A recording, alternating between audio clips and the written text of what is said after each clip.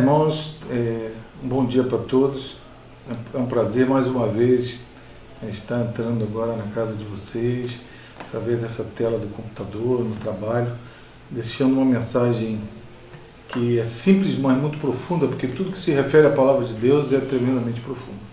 E hoje, então, eu queria compartilhar com vocês algo que é a respiração da alma do cristão, que ocupa um lugar de importância em toda a palavra e, portanto, também na nossa vida prática, que é acerca da oração. Acompanha comigo aqui. Nós estamos no livro de Lucas, capítulo 18, a partir do verso 1. Diz assim: contou-lhes também uma parábola sobre o dever de orar sempre e nunca desfalecer. Então, dizendo, havia numa cidade um certo juiz que nem a Deus temia nem respeitava homem algum. Havia também naquela mesma cidade uma certa viúva, e ia ter com ele dizendo: faz-me justiça contra o meu adversário. E por algum tempo não quis, mas depois disse consigo: ainda que não temo a Deus, nem respeito os homens, todavia, como esta viúva me molesta, hei de fazer-lhe justiça, para que enfim não volte e me importune muito. E disse o Senhor: ouvi o que diz o injusto juiz. Então Jesus está contando uma história, está agora nos exortando a ouvir o que disse esse juiz.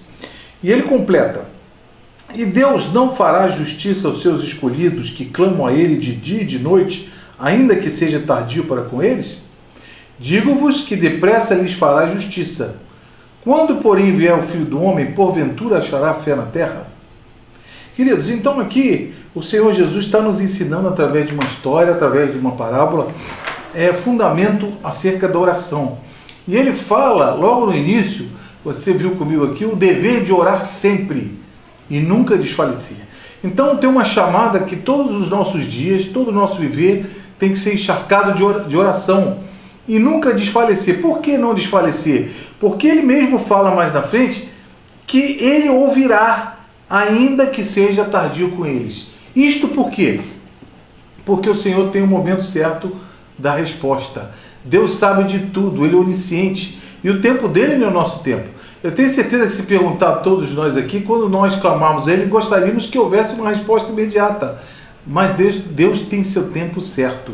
E Ele então nos ordena a nunca desfalecer. Querido, todas as suas orações estão sendo ouvidas. A Bíblia diz no livro de Apocalipse que há um incensário diante do seu trono, e ela esclarece que esse incenso são as orações dos santos. E você sabe que o incenso é um perfume, é uma fumaça que sobe com aroma. Então, lembrando a Deus, digamos assim, constantemente das nossas orações e dos nossos pedidos. Se nada do que fazemos é esquecido, também, por contrapartida, tudo aquilo que a gente compartilha com Ele, fala e luta em oração, também não é esquecido. E a Bíblia é cheia de exemplos. Isaac, quando casou, Rebeca era estéril, e diz a palavra de Deus que ele orou insistentemente por 25 anos até que ela concebeu. Veja bem, quanto tempo ele perseverou em oração até que recebeu a resposta. E aí então vieram seus filhos, que foram frutos da promessa e de uma oração diante do Senhor. Tem um homem chamado George Miller, que ele sustentou através de um orfanato, eu não sei precisar quantas mil crianças, cerca de 6.000 crianças. E a Bíblia não, né? Relata a sua vida, que foram cerca de 50.000 orações respondidas. E todas elas o Senhor cumpriu. E eu queria deixar como exemplo final aqui, antes de terminarmos essa meditação, porque quando ele faleceu, já havia 64 anos que ele orava pelo seu amigo, e seu amigo não havia se convertido. Mas no dia do seu enterro, naquela cerimônia fúnebre, diz a história que esse homem não resistiu. Ele caiu de joelhos, falando: eu não resisto mais a esse Deus. Então, até depois de morto, há efeito nas nossas orações. E George Miller foi um exemplo disso, e eu te aconselho a procurar até seus livros e ler. Você vai ver o exemplo de fé e de vida desse homem. Então, irmãos, concluindo, a palavra de Deus nos diz no livro de Efésios, capítulo 6, versículo 18, dizendo: orando em todo o tempo, com toda oração e súplica no Espírito Santo.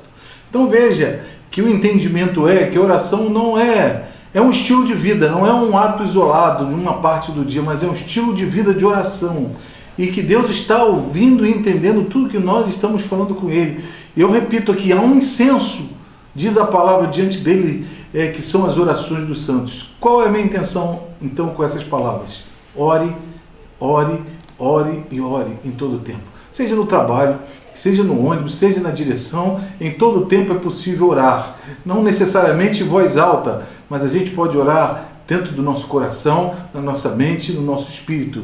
E a vida do cristão é assim, é comunhão. Oração é diálogo, é comunhão com Deus. Então que Deus abençoe e que vocês frutifiquem na vida de oração.